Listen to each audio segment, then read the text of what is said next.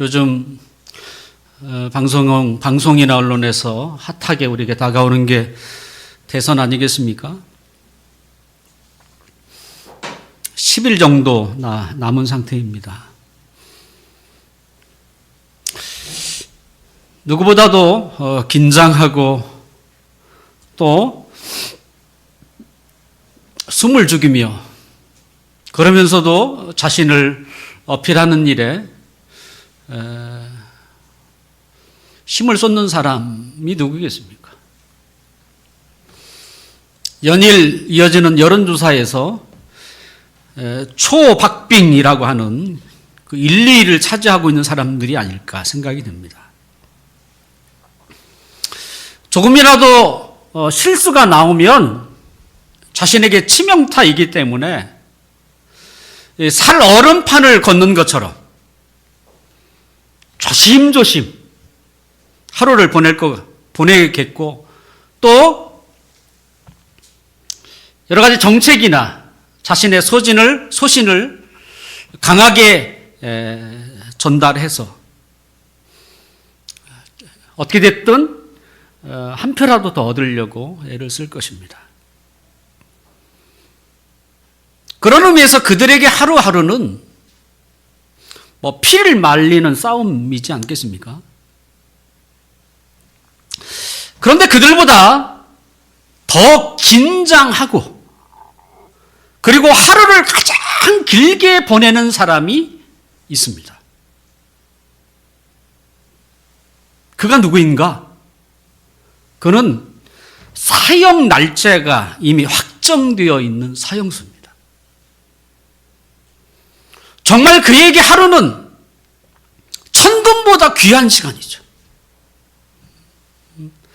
잠을 자는 그 시간마저도 너무나 아까운 시간.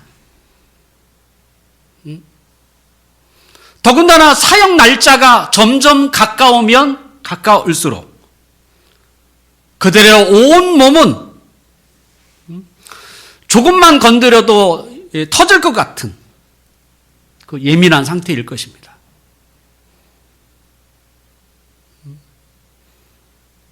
감히 그 상황에 접한 사람이 아니면 그들의 심정을 헤아릴 수 없다 생각이 듭니다.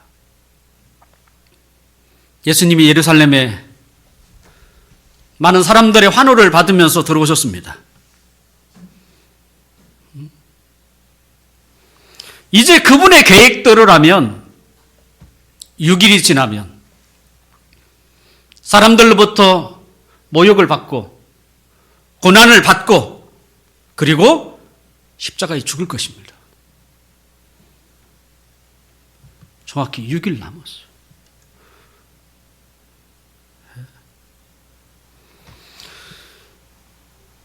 일반 사형수와 분명 다르죠. 사형 날짜는 정해져 있을지 모르겠지만 일반 사형수는 그 죄의 형량의 무게 때문에 그들은 사형 선고를 받았지만 예수님은 죄와 무관하게 죽음의 자리로 들어가신 거죠.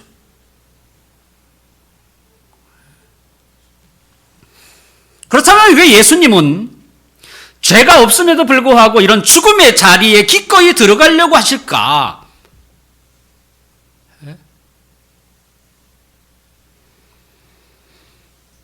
그분에게 죽음은 어떤 의미가 있을까요? 또한 예수님의 죽음을 본 그를 따르는 자들에게 그 죽음을 우리가 어떻게 받아들여야 할까요? 우리가 오늘 함께 고민하고 깊이 묵상해야 할 말씀입니다. 오늘 본문 23절 함께 읽어봅시다. 23절 시작. 예수께서 대답하여 이르시되 인자가 영광을 얻을 때가 왔다. 인자가 영광을 얻을 때가 왔다. 지금 예수님은 자신의 때에 대해서 반응하셨어요. 그분의 삶은 때에 맞춰서 이제 진행이 되셨습니다. 하나의 목적을 가지셨고요. 그리고 그 목적에 따라 어떻게 반응해야 하는지 예수님은 스스로 선택하십니다. 내 때냐 아니면 아직 아닌가라고 하는. 요한복음 2장 가나 혼인집에서 주님은 사람들의 요구 앞에 무슨 얘기를 하시냐면 내 때가 아직 이르지 않았다.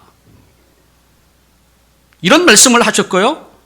또한 요한복음 7장에서도 많은 사람들이 초막절, 유대인의 명절 아닙니까? 예루살렘으로 올라가십시오. 그래서 많은 사람들에게 자신을 좀 드러내십시오. 그래야 다른 사람들도 예수님을 알아보지 않겠습니까? 이런 사람들의 요구 앞에 주님은 또 똑같은 이야기를 해줬어요. 내 때가 아직 이르지 않았다. 사람들의 요구에, 사람들의 요청에 따라가신 게 아니라 주님은 철저히 때가 있음을, 그 때에 맞춰서 자신의 삶을 꾸려나가신 것이지요. 그 때가 뭡니까? 하나님의 뜻이죠. 예수님이 걸어가야 할 길, 예수님이 이 땅에서 감당해야 할 일, 우리는 그걸 사명이라고 부르지 않습니까? 주님은 살아가야 할 분명한 목적, 그 사명이 분명하셨어요. 어디 주님뿐입니까? 우리도 분명해야죠. 내가 왜 살아가야 하느냐, 이것이 분명하지 않으면 막 산다는 것입니다.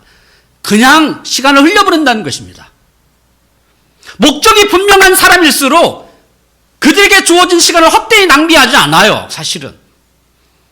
목적이 불투명하니까, 목적이 흐리니까 막 사는 거예요. 하물며 그 목적이 단계적으로 설정된 사람이라면 나는 30대에, 나는 40대에, 나는 50대에, 나는 60대에 이런 계획을 가진 사람이라고 하면 어떻게 그 많은 소중한 시간들을 헛되이 낭비하겠습니까? 주님은 이 땅에 오실 때에 목적을 분명히 가지셨고, 그리고 그 목적에 맞춰서 자신의 삶을 조정하셨어요.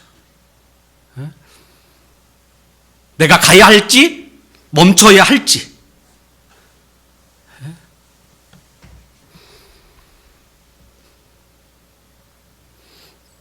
예수님만 이게 가능한가요? 그렇지 않습니다.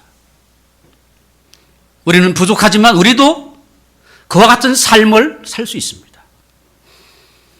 그렇게 하려면 무엇이 필요하겠습니까? 영적 통찰력이 좀 필요해요. 나에게 닥쳐오는 환경, 그걸 볼 수 있는, 지금 내가 가야 하는가 아니면 가지 말아야 하는가, 내가 나서야 하는가 아니면 잠잠히 있어야 하는가, 그걸 뭘로 알 수 있어요? 영적 통찰력으로 아는 거예요.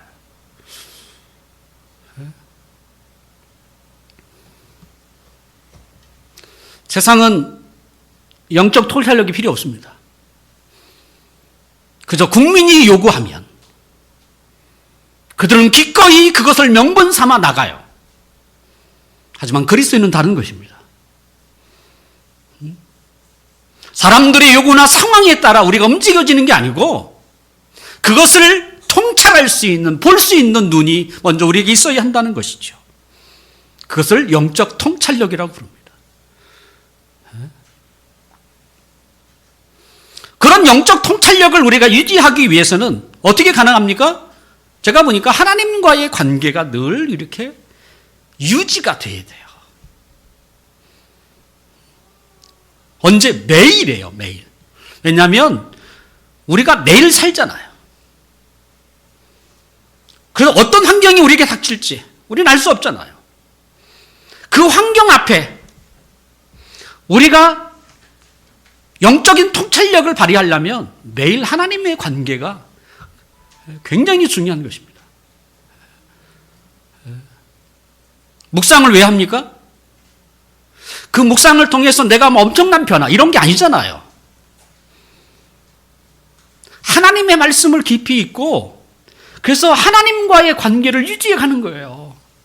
오늘 하루도 나에게 어떤 일들이 일어날지 모르지만 그 속에서 하나님의 뜻을 발견하고 하나님의 인도가 어떤 것인지 우리를 살피고 내가 나서야 하는가 아니면 말아야 되는가 이런 중요한 순간순간 통찰력을 얻기 위해서 묵상하는 거예요. 그리고 기도하는 거예요.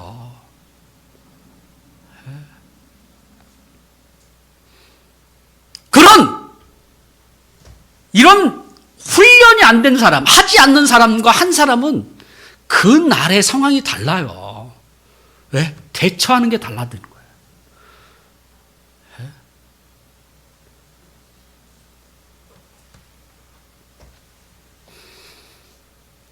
6월절에 수많은 사람들이 예루살렘을 찾습니다. 그 예루살렘에 살고 있는 사람 숫자에 비하면 엄청난 사람, 수십 배의 사람이 그곳에 모인다고 그래요. 그 사람들이 다 어디서 왔습니까? 이스라엘 사방에 흩어진 사람들이 찾아왔을 것이고요. 그것뿐만 아니라 멀리 다른 나라에 살고 있는 흩어진 유대인, 디아스포라라고 하는 이 흩어진 유대인들도 이 명절만큼은 그들이 고국을 찾아요. 또 그들뿐입니까? 평소 다른 나라에서 유대인들을 바라보면서 그들이 가지고 있는 신앙을 바라보면서 참 저 사람들의 신앙은 굉장히 매력적이다. 뭔가 유일신 사상뿐만 아니라 그들이 가지고 있는 그 삶의 도덕성 그리고 일찍이 십계명이라는 걸 통해서 그들이 믿는 신이 준 이 하나님의 말씀, 율법, 십계명 이런 것을 보고 참 저들이 믿는 신앙에 대해서 매력적으로 느끼는 사람들. 그래서 그들도 하나님을 경외하는 사람들. 그런 사람들도 예루살렘을 찾았어요. 오늘 본문 20절에 보니까 6월절에 예루살렘을 방문하는 헬라인이 소개되어 있습니다. 그 헬라인들이 그런 사람들이에요. 왜 다른 나라의 명절에 굳이 그 사람들이 예루살렘을 찾았겠습니까? 그들도 하나님을 경외하는 자들이에요. 어떤 경륜을 통해서 하나님을 알았는지 모르지만 이 명절에 예루살렘을 찾은 사람. 그리고 그들은 하나님을 더 알고 싶은 거예요. 이런 예식에 참여하기도 하고 뿐만 아니라 이스라엘 사람들을 가르치는 선생인 예수님에 대해서 이들은 관심을 갖게 되었습니다. 그래서 그 예수님과 조금 면담을 하면 자신들이 평소 궁금해했던 것들이 많이 풀어질 거라고 생각을 했어요.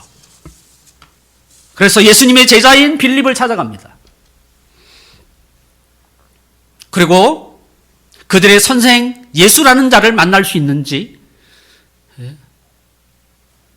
한번 아뢰어 달라고 부탁을 합니다. 빌립은 혼자 가지 아니하고 또 다른 제자인 안드레와 함께 예수님 앞에 가서 이 헬라인들의 요청, 그 면담에 대한 이야기를 전해주게 됩니다. 예수님께서 이 헬라인들이 예루살렘을 방문했을 뿐만 아니라 자기를 찾는다는 말을 듣고 하나님의 때가 왔음을 예수님은 확신하셨어요. 그래서 아까 우리가 읽었던 23절, 그게 그래서 나온 거예요. 예수께서 대답하여 이르시되 인자가 영광을 얻을 때가 왔다. 언제요? 헬라인들이 자기를 면담하자고 제자들을 통해서 그 말을 듣는 순간 때가 왔다는 것입니다. 예수님이 이 예루살렘을 방문했을 때에는 유대인들 사이에 메시아에 대한 굉장한 갈망이 최고조로 달했어요. 그러니까 사람들의 마음이 이제는 견디기 어려울 만큼 제발 좀 구원자를 하나님 보내주셔서 속히 이 억압으로부터 우리를 풀어주십시오. 일명 지긋지긋한 삶에서 좀 우리를 좀 이렇게 회복시켜 주십시오. 이런 마음들이 굉장히 간절했어요. 그 어느 때보다도. 더군다나 이방인들마저도 그 마음을 열고 어떻게 하나님을 경외하는 자들이 생겨나기 시작했어요. 그걸 보여주는 게 뭡니까? 이 헬라인들이었어요. 예수님은 이것을 하나의 신호탄으로 생각했습니다.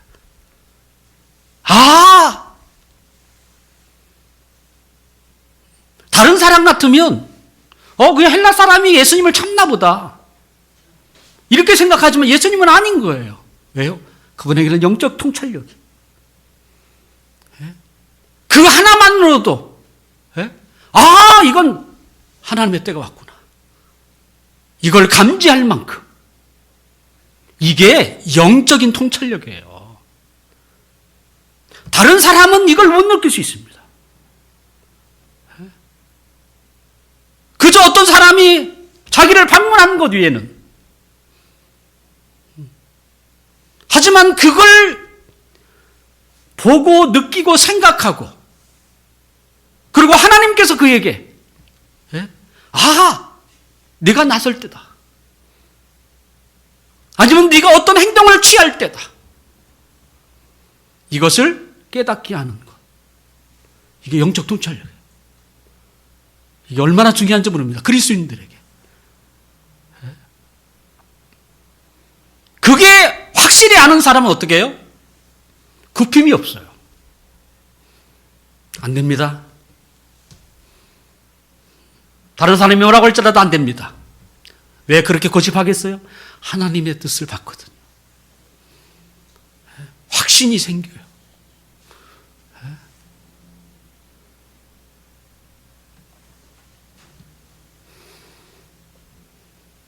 예수님은 헬라인들이 자신을 찾는다는 말을 듣고 때가 왔다 확신했습니다.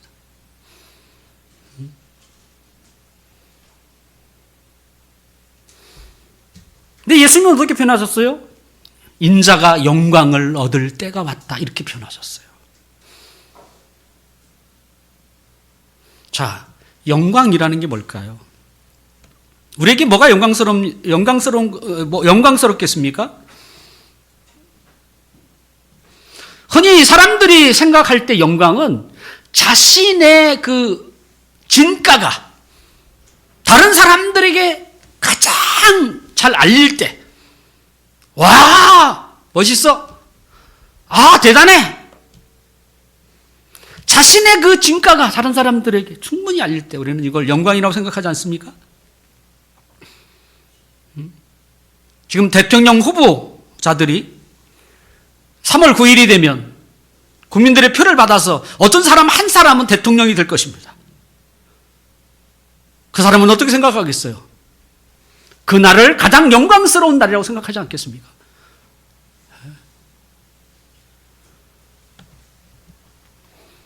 또한 많은 사람들은 사람들이 우러러 보는 자리에 앉는 것을 영광스럽게 생각합니다.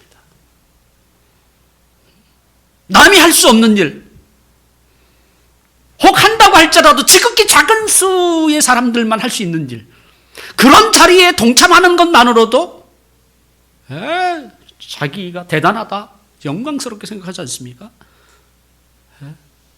때로는 수많은 사람들이 쏟아내는 그 칭찬을 한 몸에 받고 있을 때 우리는 그걸 영광스럽게 생각합니다. 주님은 인자가 영광을 받을 때가 왔다 라고 말씀하셨어요. 그런데 그 말씀은 우리가 생각하는 영광과는 좀 다른 것 같아요. 왜냐하면 24절에 있는 것처럼 내가 진실로 진실로 너희에게 이르노니 한 알의 밀이 땅에 떨어져 죽지 아니하면 한 알 그대로 있고 죽으면 많은 열매를 맺느니라. 예수님이 인자가 영광을 얻을 때가 왔도다가 말할 때 가장 기뻤던 사람이 누굴까요? 아마 예수님의 제자들이었을 거예요. 그 사람들은 예수님이 계획을 가지고 예루살렘에 들어가는 것을 보고 그들은 나름대로 꿈을 꾸었어요. 그래서 예수님이 예루살렘에 입성하는 것을 누구보다도 기뻐했어요. 그들은 예수님을 만나고 새로운 꿈을 꾸기 시작했잖아요. 이제 그 꿈이 어떻게 해요? 현실로 다가오는 것을 그들은 생각을 했어요. 그래서 예수님의 12제자들은 다 한 자리씩 차지할 거예요. 12명이니까 12명의 그 장관 자리죠. 그들은 이미 확보한 상태라고 생각했어요. 이제 꿈꾸는 세상이 오고 그 꿈꾸는 세상에 자기들이 어떻게 해요? 중요한 자리들을 다 차지하고 있는. 단지 그들의 관심사는 뭐예요? 누가 더 높은 자리에 앉을 것인가예요. 자리가 없는 게 아니라 그들 가운데서 누가 더 조금 더 높은 자리에 오를 것인가.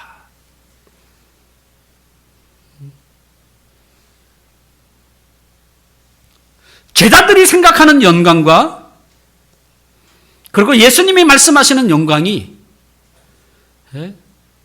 너무 다른 것을 우리는 보게 되는데, 이는 예수님이 인자가 영광을 받을 때가 왔다고 말씀하시면서 갑자기 무슨 말씀하세요? 씨앗의 죽음을 말씀하세요.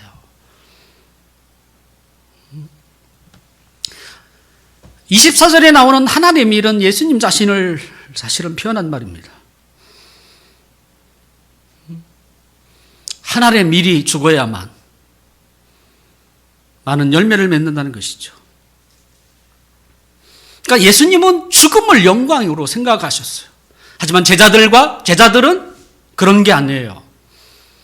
자신들이 꿈꾸던 세상에 중요한 자리에 앉는 것을 그들은 스스로 영광이라고 생각했던 것이죠.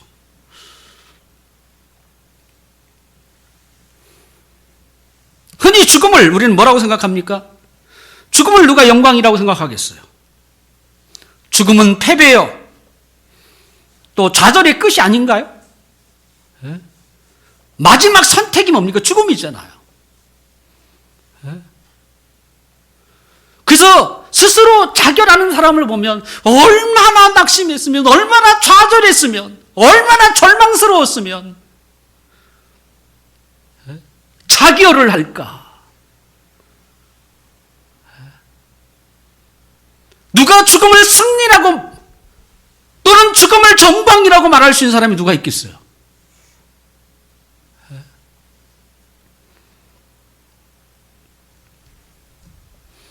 하지만 주님은 죽음을 영광이라고 말씀하고 계십니다. 그리고 그것을 어떻게? 씨앗으로 표현하셨어요. 자, 어떤 씨앗이든 그대로 있으면 그저 하나의 작은 씨앗일 뿐입니다. 하지만 그 씨앗이 땅에 심겨져서 그 씨앗이 죽으면 그 씨앗 안에 있는 생명체가 씨앗의 겉을 뚫고 나와서 그것이 자라서 후에는 많은 열매를 맺게 됩니다.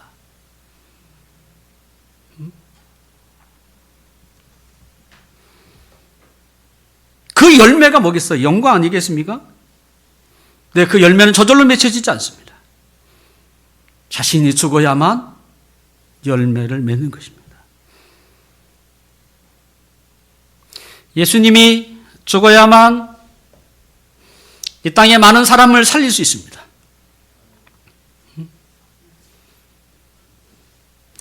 이 땅에 살고 있는 사람들은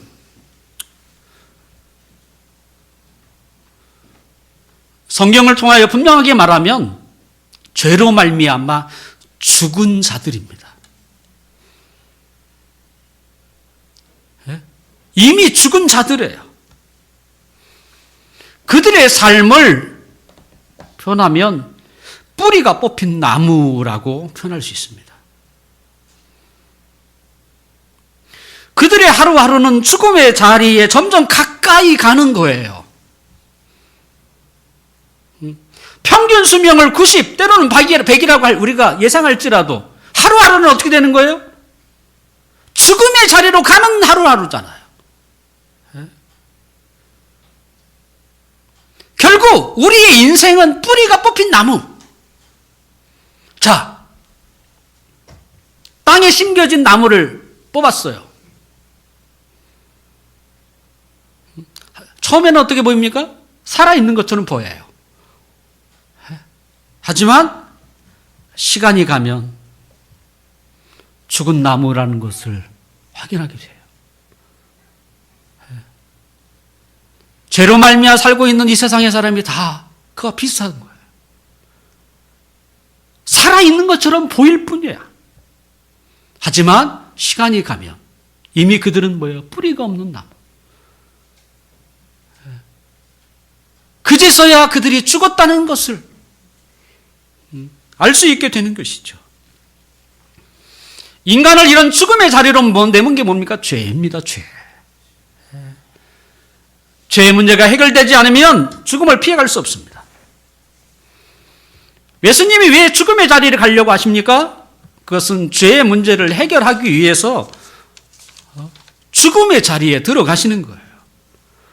자신의 죽음을 통해서 많은 사람을 살리고 싶은 거예요. 더군다나 그 일은 누구나 할 수 있는 일이 아닙니다. 오직 죄가 없으신 예수님만이 하실 수 있는 일입니다. 만약 예수님이 죽음을 피하신다면 예수님의 제자들은 아마 높은 자리에 한 자리씩 차지했을 거예요. 하지만 그들은 죽음을 피할 수는 없습니다. 왜요? 그들의 죄의 문제가 해결되지 않았기 때문에 그래요. 성경은 죄의 삭은 사망이라고 얘기합니다. 그리고 바울은 로마서에 모든 사람에게 사망이 온 것은 모든 사람이 죄를 범했기 때문이라고 얘기합니다. 그렇다면 왜 죽음이 영광이 될까요? 왜 죽음이 영광일까요? 예수님의 죽음이 많은 사람을 살리는 가치 있는 일이기 때문일까요?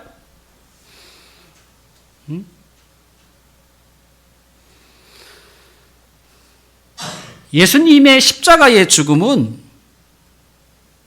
그 자체로 영광인데요. 왜요? 그 십자가의 죽음을 통해서 하나님이 영광 받으시기 때문에 그렇습니다. 예수님이 우리의 죄를 위하여 죽는 그 죽음이 누구에게? 하나님께 영광이 된다는 거예요. 어떻게 영광이 됩니까? 예수님의 죽음은 하나님이 우리를 얼마나 사랑하셨는지를 가장 잘 보여주고 있어요.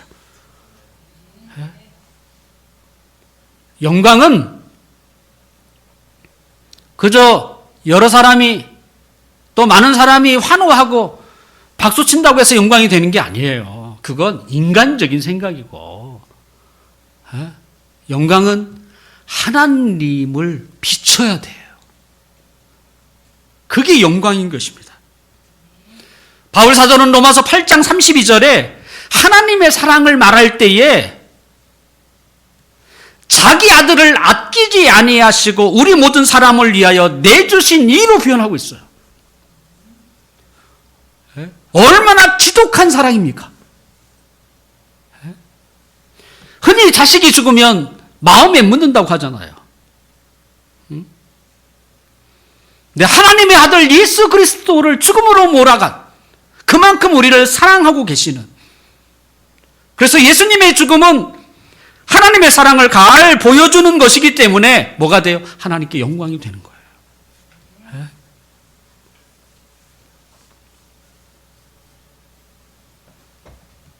예수님의 죽음은 하나님의 사랑을 가장 잘 보여주는, 인간에 대한, 죄인에 대한, 우리를 향한 하나님의 사랑을 가장 잘 보여주는 것이기 때문에 영광이지만, 그렇다고 해서 그것이 끝은 아닙니다.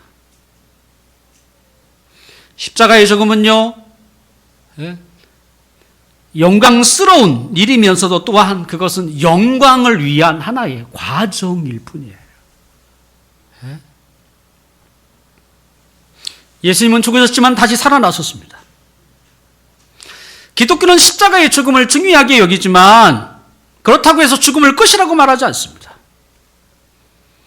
기독교의 끝은요, 승리예요.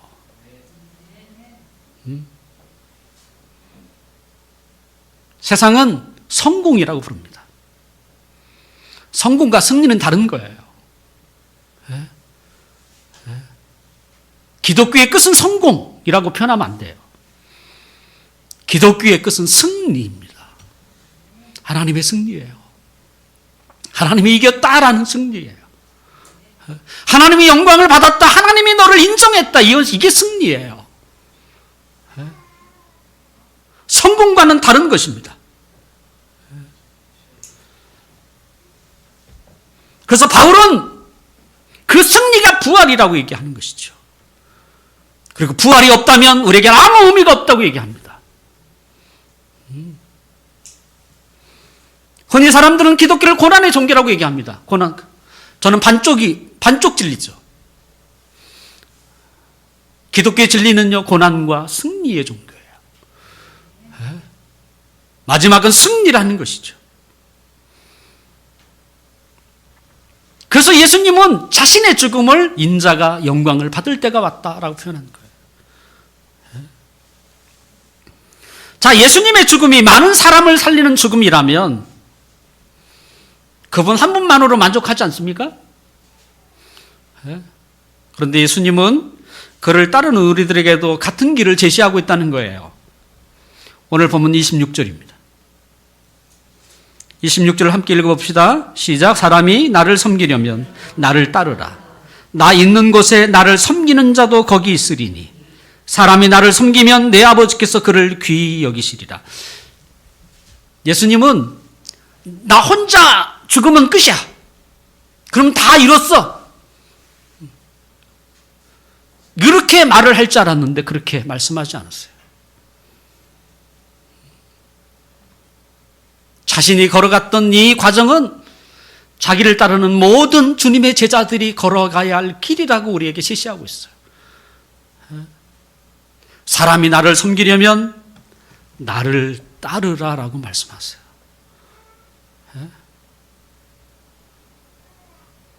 십자가와 부활이라고 하는 이 영광의 과정은 예수님만이 아니라 그를 따르는 모든 자들이 걸어가야 할 길입니다. 예수님은 누구든지 자기를 따라오려거든 자기를 부인하고 자기 십자가를 치고 따를 것이라고 말씀하셨어요.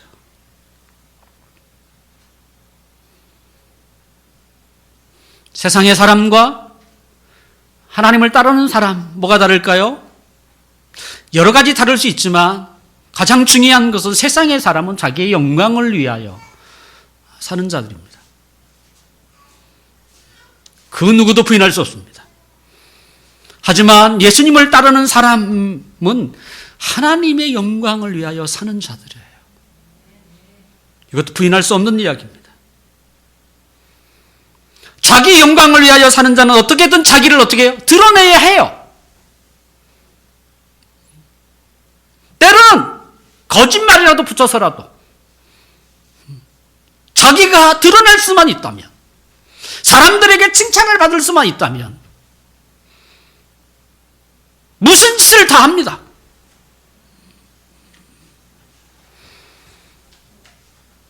하지만 하나님의 영광을 위하여 사는 자는 자기를 죽여야 한다는 거예요.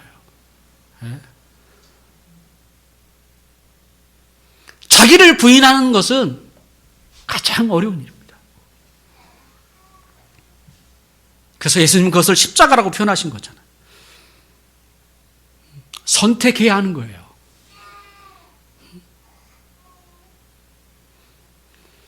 십자가는 나에게 닥친 일이 아니에요. 내가 선택을 해야 하는 일이에요.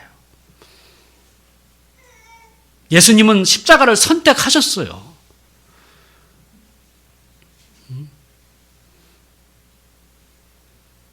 나에게 닥쳐오는 고난이 나에게 십자가가 아니에요. 그건 내가 선택한 게 아니잖아요. 찾아온 거잖아요. 십자가는요, 선택입니다. 내가 주님을 따르기로, 이제는 나가 아니라 하나님의 영광을 위하여 살기로, 그 삶이 고난의 길일지라도 걸어가야 되겠다라고 선택하는 게 십자가예요.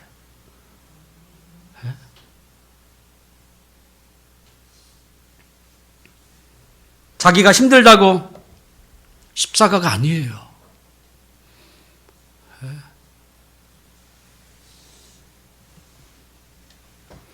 자신을 드러내지 않으니 하나님이 드러나는 것입니다. 둘 중에 하나입니다. 자신이냐 하나님이냐. 자신을 드러내지 않으면 누가 드러납니까? 하나님이 드러나요. 그리고 드러나신 하나님이 자기를 죽인 그를 높입니다. 그래서 자기를 낮추는 자를 높이시는 하나님이 또 드러나요. 그래서 오직 하나님이 영광을 받으세요.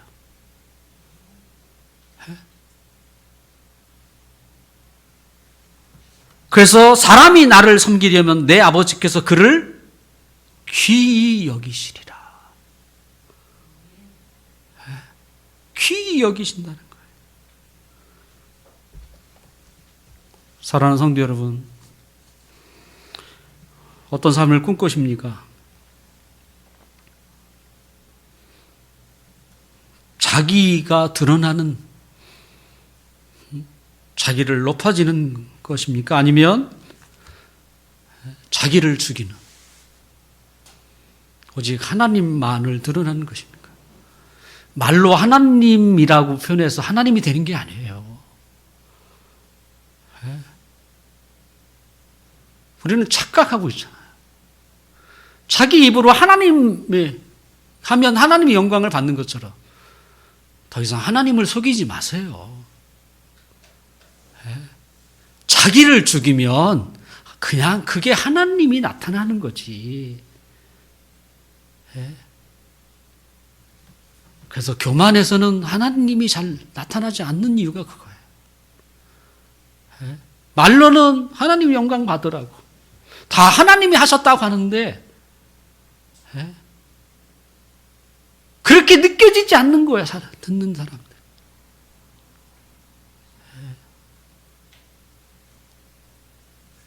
아주 교묘하게 자기를 높이는 거죠. 하나님을 높이는 척하면서 자기를 높이고 있는 이런 예가 얼마나 많습니까?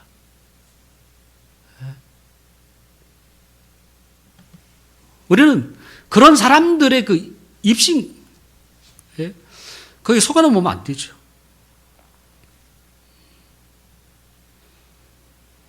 주님은 하나님께 영광이 되려면 죽는 것밖에 없다고 생각하셨어요.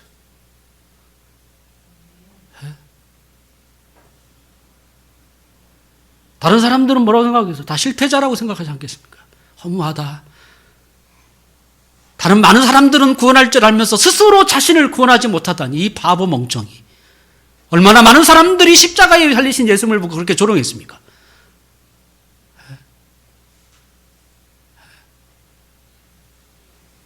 하지만 그것이 하나님께 영광이 되는 거예요. 자기가 죽으면 하나님의 영광을 받는 거예요. 신앙생활은 다른 게 아닙니다. 자기를 죽이는 이야기예요. 틈만 나면 자기가 나타내고 싶은 이런 마음을 주님의 능력으로 죽이는 일이에요. 쉬운 일이 아닙니다. 얼마나 많은 치열한 싸워야 하는지 모릅니다. 가장 힘든 게 이거예요. 자기를 죽이는 일이에요. 자기를 죽이면 어떻게 됩니까? 다른 사람에게 바보처럼 느껴지거든요. 그렇게 힘없는 사람처럼 느껴지거든요. 아무것도 할 수 없는 사람처럼 느껴지거든요. 저 사람 그럴 줄 저렇게 똑똑한 사람인 줄 알았더니 왜 저렇게 그러한 삶을 선택하는 것이 십자가예요.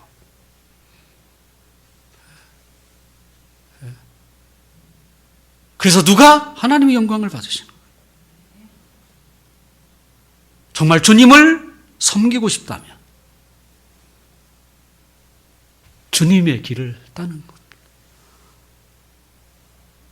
너희가 나를 섬기려면 나를 따르라. 저와 여러분이 아직도 버리지 못한 우리의 자아를 그리스도의 십자가로 못을 받고 다시 한번 하나님의 영광을 위하여 다른 게 아닙니다. 나를 죽이는 싸움을 결심하시고 그런 삶을 통해서 하나님의 영광 받으시기를 주님의 이름으로 축원합니다. 기도하겠습니다.